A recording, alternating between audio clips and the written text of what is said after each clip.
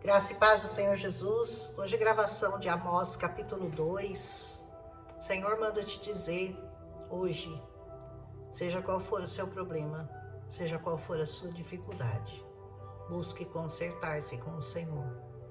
Busque saber dele o que você tem feito, como você tem agido, porque ele pode e ele quer solucionar seus problemas.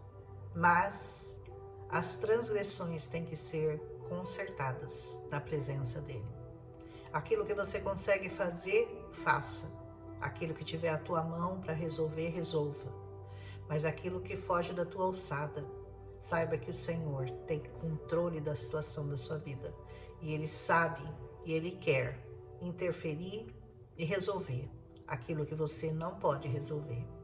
Amém? Essa é uma palavra que o Senhor colocou em meu coração para dizer para você que está acompanhando esses estudos, para você que tem seguido os meus estudos aqui, as minhas reflexões sobre a palavra de Deus. Amém? O profeta Amós aqui vai falar contra Moabe, contra Judá e contra Israel. O Senhor, com relação às outras nações, ele castiga e ele adverte contra pecados em geral, pecados contra as pessoas, pecados contra a humanidade em geral, mas para Israel ele é específico. Para Israel e para Judá o pecado é contra os mandamentos dele. E ele diz assim: assim diz o Senhor, por 3 transgressões de Moabe e por mais 4, não vou anular o castigo, porque ele queimou até reduzir a cinzas os ossos do rei de Edom. As pessoas naquele tempo, eles tinham o costume de queimar os ossos, e isso para o judeu é uma transgressão muito grande, porque a partir dos ossos, eles creem que a ressurreição será a partir dos ossos das pessoas. E então, eles pensam que se você queima os ossos, você anula a possibilidade daquela pessoa ressuscitar no último dia. Então, para eles era muito grave. E as pessoas de Moabe faziam isso, eles queimavam os ossos e usavam aquelas cinzas dos ossos para fazer reboco de parede. E eles costumavam representar isso em imagens. As barbáries que eles cometiam, as atrocidades, eles colocavam imagens na parede para retratar aquilo que era feito com os inimigos, que eles consideravam os inimigos dele. Então ele diz: porém fogo em Moabe, vai consumir as fortalezas de Queriote. Moabe perecerá num grande tumulto, em meio a gritos de guerra e toque de trombeta. Esse seria o fim daquela nação, por causa desses pecados que já tinham chegado no limite do Senhor. O Senhor enumera, né? Ele foi contando as transgressões até chegar no limite. E quando chegou no limite, 3 mais 4, ele deu o castigo e pediu a Amós que declarasse o castigo. Destruirei seu governante e com ele matarei todas as autoridades. Governante e autoridades, todos seriam mortos, diz o Senhor. Por 3 transgressões de Judá, e disse mais, assim diz o Senhor, por 3 transgressões de Judá e por mais 4, 7 também, eu não vou anular o castigo de Judá, porque rejeitou a lei do Senhor. Veja que para Judá e Israel o castigo é sempre: você rejeitou a lei, você não obedeceu os mandamentos. Então a peneira é bem mais fina, né? Quando se trata do povo escolhido, quando se trata do povo de Deus, a peneira é mais fina. Não obedeceu seus decretos, porque se deixou enganar por deuses falsos, deuses que os seus antepassados seguiram. Sempre falando de ídolos, né? O Senhor fala muito em quase todos os capítulos, por quase todos os profetas, contra ídolos. A idolatria é um pecado muito sério na presença do Senhor. E porém fogo em Judá, ele diz, que consumirá as fortalezas de Jerusalém. Então o castigo não era só contra os inimigos do Senhor, contra os inimigos do povo de Israel, contra os inimigos de Judá ou de Israel, mas era contra todos os que pecassem contra o Senhor, ainda que fossem o próprio povo dele. Amém? Por 3 transgressões de Israel e por mais 4, também não vou anular o castigo de Israel. Vendem por prata o justo, e por um par de sandálias vendem o pobre.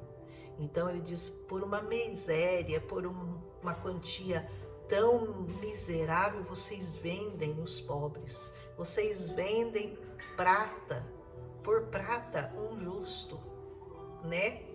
Pisam sobre a cabeça dos necessitados como pisam no pó da terra. Negam justiça ao oprimido. Ai daqueles que negam justiça aos oprimidos. Pai e filho possuem a mesma mulher, e assim profanam o meu santo nome. Ou seja, o que o Senhor estava dizendo é que o pai e o filho, e isso era um costume, na presença dos deuses pagãos, eles possuíam a mesma mulher. E isso para Deus era uma coisa inaceitável. Inclinam-se ao lado de todo o altar, com roupas tomadas como penhor. Eles penhoravam as roupas dos pobres e se deitavam sobre elas para fazer coisas imorais com mulheres. E diz, no templo do seu Deus bebem vinho recebido como multa. Até o vinho era tomado dos pobres e ali eles se embriagavam e entravam nas mulheres, pai e filho. Fui eu que destruí os amorreus diante deles. O Senhor vai lembrar do que ele já tinha feito por aquele povo. Embora eles fossem altos como cedro, fortes como carvalho, eu destruí seus frutos em cima, suas raízes embaixo. Ou seja, eu aniquilei os amorreus na presença de vocês e ainda assim vocês não querem me obedecer. Por mais que o Senhor fizesse, por mais que o Senhor os protegesse, por mais que o Senhor os guardasse, eles insistiam em pecar contra as leis do Senhor. Eu mesmo tirei vocês do Egito, conduzi vocês por 40 anos no deserto para lhe dar a terra dos amorreus. Também escolhi alguns dos seus filhos para profetas, alguns dos seus jovens para nazireus. Os nazireus eram aqueles que eram separados de mulheres, separados para completa prestação de serviço e devoção ao Senhor. Não é verdade, povo de Israel? Não é verdade o que eu estou falando? Declara o Senhor. Mas vocês fizeram os nazireus beberem vinho e ordenaram aos profetas que não profetizassem.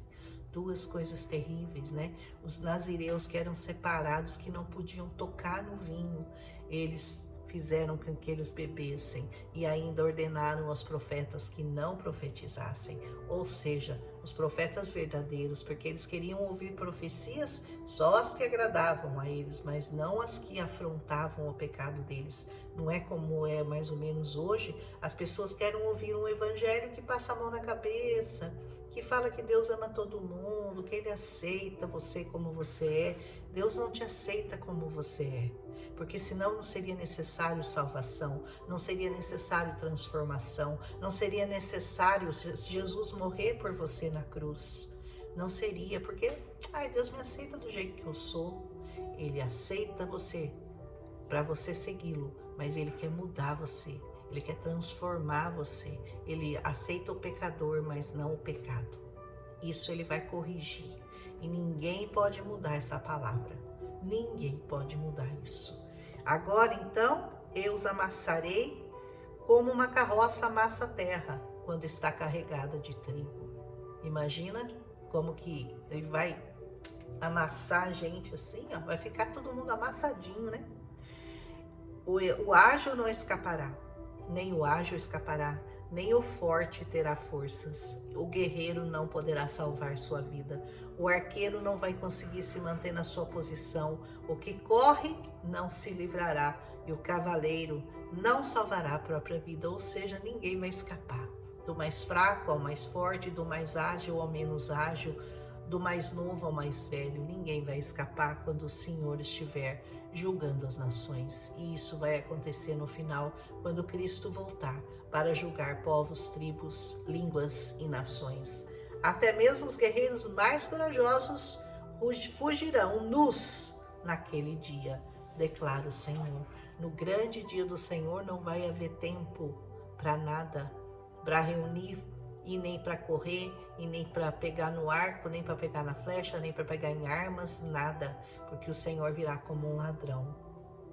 E sem aviso, a trombeta vai tocar e nós seremos arrebatados junto ao Senhor. E os que ficarem aqui terão grandes tribulações para passar. Primeiro os que estiverem mortos, depois nós, os que estivermos vivos, seremos arrebatados. O grande dia do Senhor virá, que nós estejamos preparados para Ele. E como que nós podemos nos preparar? E como que eu vou saber como que eu vou agradar o Senhor? Como que eu vou saber o que eu posso e o que eu não posso, o que eu devo e o que eu não devo? É muito simples. Você aceita Jesus como Senhor e Salvador, e o Espírito Santo habita em você, e a luzinha vermelha vai acender toda vez que você fizer alguma coisa, qualquer coisa que não agrade ao Senhor. Você será alertado. Deixe desse pecado, pare com isso, alegre o coração do Senhor, e assim receba o seu galardão e a vida eterna. Conhecer essa palavra é fundamental para cada um de nós que queremos ser salvos, que ansiamos pela salvação, que seguimos para a salvação, que prosseguimos em direção ao alto, em direção ao Senhor. Aleluia! Um abraço e até amanhã com Amós capítulo 3. Amós capítulo 3 já vou dizer que é maravilhoso. Já estou com ele aqui prontinho para ser gravado. Amém? Um abraço e até amanhã.